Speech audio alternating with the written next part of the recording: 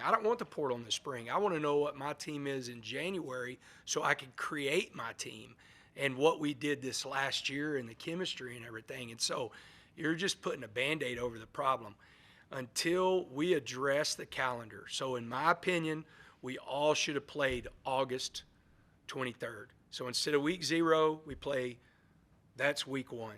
That would mean with the buys and everything, the conference championship would have been played over Thanksgiving.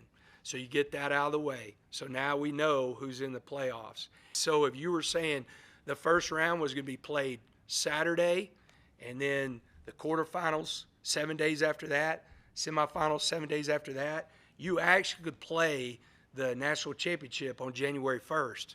And then the portal would open on January 2nd. So the season would actually be over. So until you do that, we're still going to have this.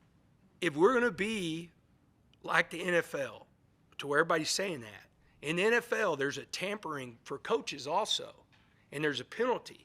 And so, hey, if you're going to leave your team that's in the playoffs, maybe your team that you're going to is not eligible for the playoffs the next year. Maybe that changes some of the things. Or, hey, you're going to leave your team for the playoffs. Nobody from your past team or your team that you're coaching at can go to the team that you're going to. You know, that they're not eligible. They can get in the transfer portal, but they've got to go somewhere else. They can't follow you. Until there's some penalties in that, we're going to get the same thing over and over.